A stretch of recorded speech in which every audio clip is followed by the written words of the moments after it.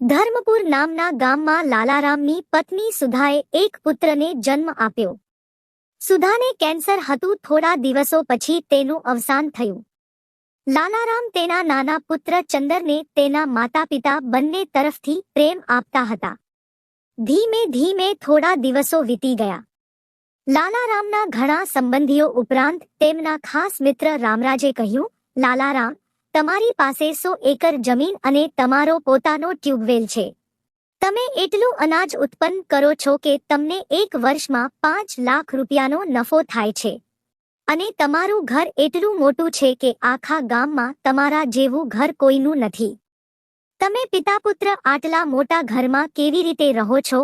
લાલારામ, મારી વાત માનો તો તમે જલ્દીથી બીજી સાથે લગ્ન કરી લો. તમને એક સુંદર પત્ની અને દીકરાને માં મળી જશે. તને બંનેને રાંધેલું ભોજન મળશે અને તારું ઘરમાં પણ સાફ સફાઈ રહેશે. અમને એક છોકરી મળી ગઈ છે, તમારે એકવાર હા પાડી દેવી પડશે. આ સાંભળીને લાલારામ લગ્ન કરવા રાજી થઈ ગયા. લગ્ન કર્યા. યુવતીની ઉંમર 18 વર્ષની હતી અને લાલરામની ઉંમર 48 વર્ષની હતી.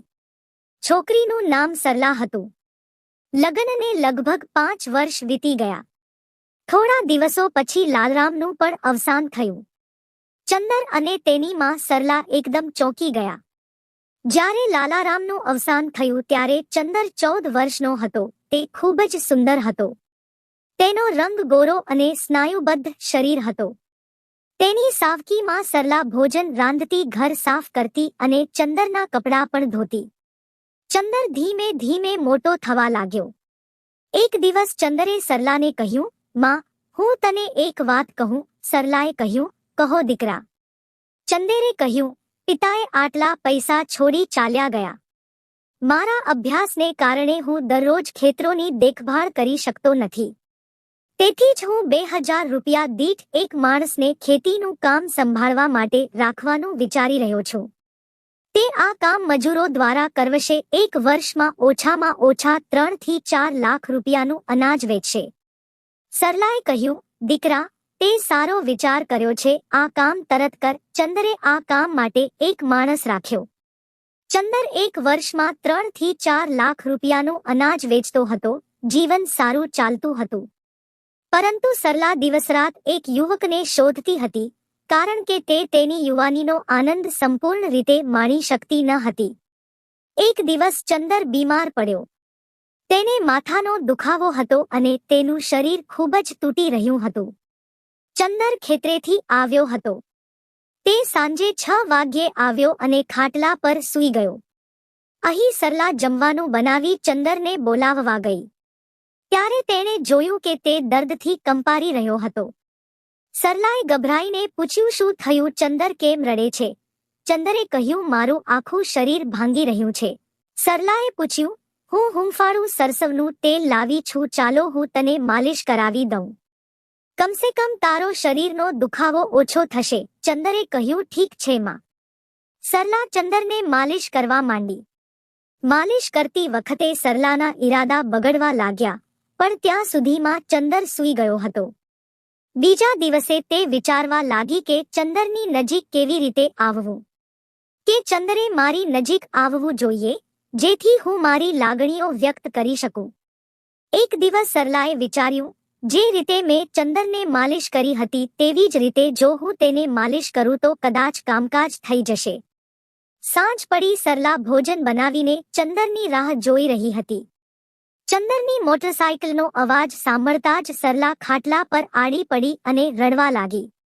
ચંદર ઘરમાં પ્રવેશ્યો કે તરત જ તેણે જોયું કે તેની માં ખાટલા પર સૂઈ રહી હતી અને વિલાપ કરી રહી હતી. ચંદર બોલ્યો, માં, શું થયું? સરલાએ કહ્યું, કાંઈ નહીં દીકરા.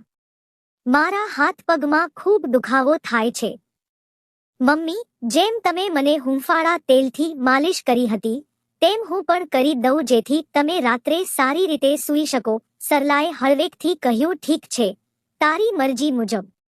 જ્યારે ચંદરે હૂંફાળા તેલથી માલિશ કરવાનું શરૂ કર્યું ત્યારે સરલા ખૂબ ખુશ થઈ ગઈ. જ્યારે ચંદરે પણ સરલાને માલિશ કર્યું ત્યારે તે પણ ઉગતી જુવાનીના ઉત્સાહથી ગાંડો થવા લાગ્યો.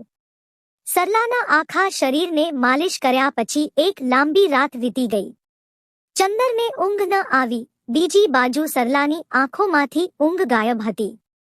બંને આખી રાત જાગતા રહ્યા. સરલાએ કહ્યું, ચંદર, મને બીક લાગે છે, તું અહીં આવીને સૂઈ જા. આ સાંભળીને ચંદરના મનમાં ખુશીની લહેર દોડી ગઈ.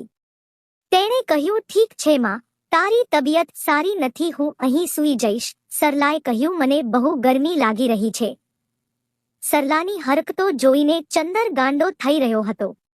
ચંદરે ફરી સરલાના શરીર પર માલિશ કરવાનું શરૂ કર્યું. સરલા અને ચંદર એકબીજામાં ડૂબી ગયા. તે રાતથી બંને પતિ પત્નીની જેમ રહેતા હતા. ઘણા દિવસો પછી સરલા ગર્ભવતી થઈ. આ જોઈને ચંદર ગભરાઈ ગયો. જ્યારે સરલાને પણ ચિંતા થવા લાગી કે શું થયું, ગામના લોકો શું કહેશે. તે લોકલાજ વિશે વિચારતા રહ્યા.